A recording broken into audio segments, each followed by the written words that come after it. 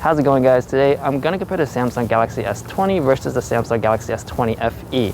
If you're planning to spend some money throughout the holidays, which one is the better buy? Because if you spend enough time looking around, you can probably find the S20's price to be about the same or even lower than the Samsung Galaxy S20 Fan Edition. I think this is the biggest section to determine if you're planning to get the S20 or the S20 FE. Since the regular S20 is the flagship model, it does have the better quality material in terms of the glass back. Whereas the S20 FE is the budget model, so it does have a plastic back.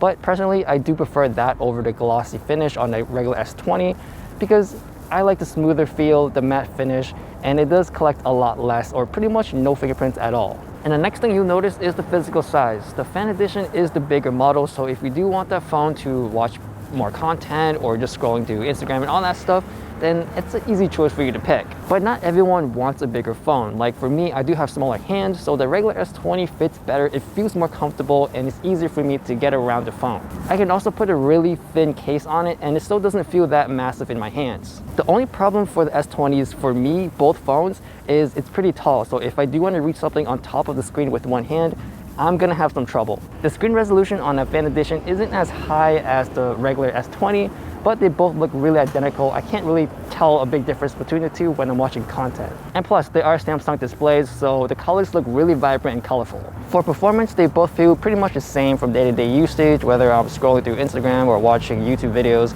it feels really similar. Even though the FE does have the same processor, it has less RAM, and even though it does, again, it feels pretty much the same thing. For software, it is pretty easy to use, especially throughout the years with the One UI.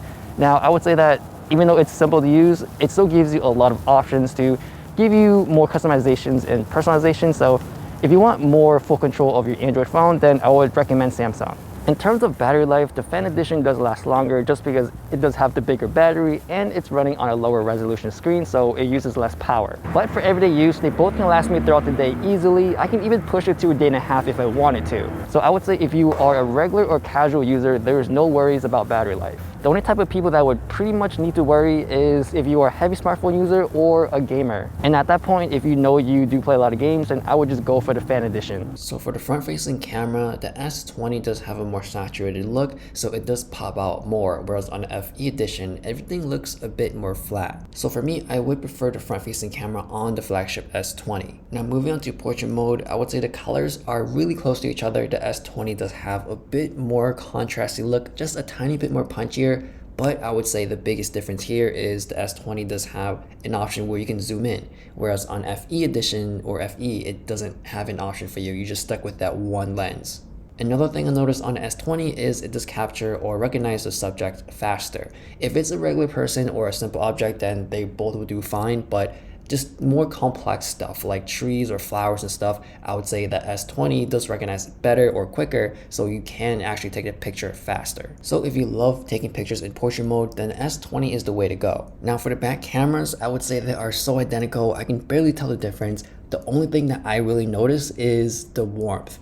The S20 does capture the yellow sun better, so you do have that warmer tone feel, whereas on the FE, it's more strict on the white balance. And there's some little things here and there. I would say sometimes the S20 does get the better HDR, it sees better in the shadows, whereas on FE is a bit darker. It's little things, it's not totally consistent. Sometimes it's better on S20, sometimes it's better on FE. So I would say it's really the same for the most part. Now moving on to video in 4K ultra wide, I noticed that the stabilization on S20 is way smoother. It's like almost like I'm on gimbal, whereas on FE, sometimes you can see that unstable shakiness. Now switching to the main cameras, the S20 seems like the stabilization is not that good. Every time when I take a hard step, I can see the shakiness, whereas on FE, it's really smooth. So it seems like they kind of switch roles here.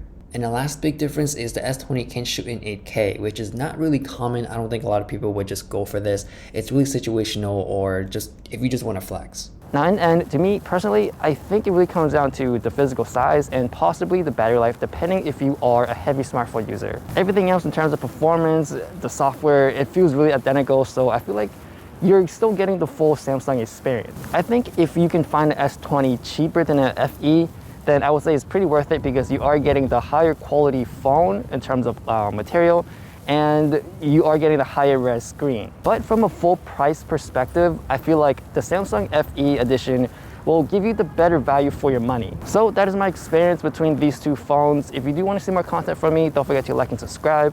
Also, you can find me on Instagram. Thanks for watching, and I'll see you guys later.